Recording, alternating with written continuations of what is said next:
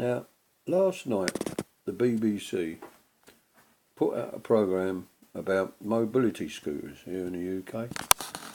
Well, it was a bit one-sided. It kept showing you the accidents caused, or so-called caused by mobility scooter drivers, of which I am one.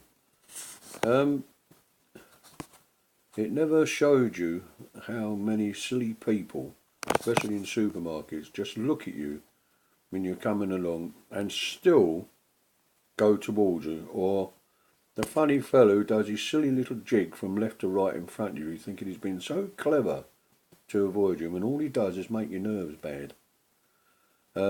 Also, where I live, especially at the bottom of the hill, I come up towards town and you've got cars parked so close on the pavement to any wall or garden wall where you can just about get through, or half the time I have to go into the road, which I don't like doing, just to get round them. And I mean, it's not just me, even young couples with children in prams have had to go into the road because they can't get round these selfish car drivers who just park anywhere, just much too close.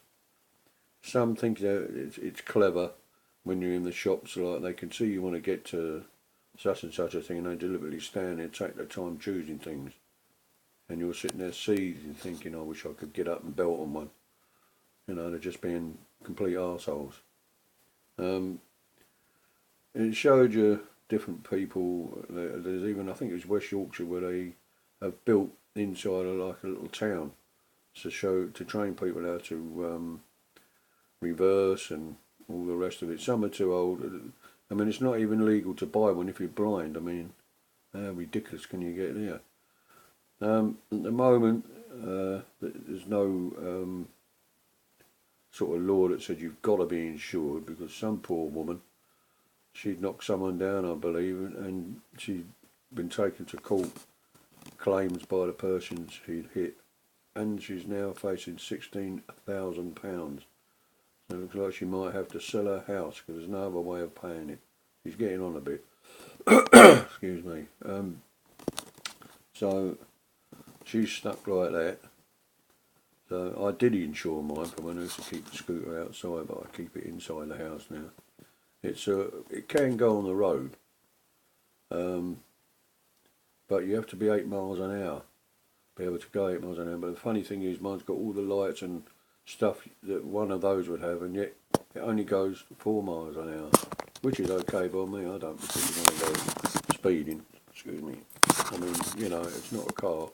It's meant to be so in case, instead of you walking, so why you need to go 4 miles an hour even. I do on pavements going down to my house when there's nobody there and there's no cars parked in here. But when I'm out, say uptown in supermarkets, or even in outside the supermarkets, it's a sort of a square and you've got shops all around, I just go very slowly.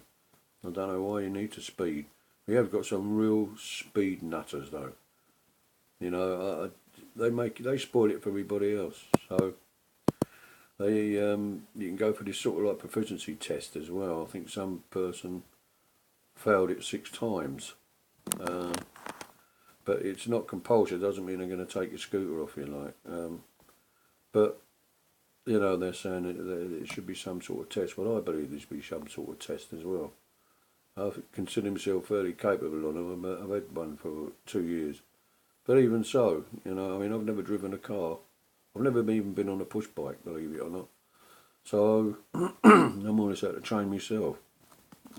So I just thought I'd make that comment. I don't know if anyone else agrees, but there it goes.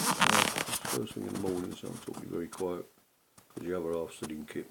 Right, this is me over and out without a doubt. Thank God.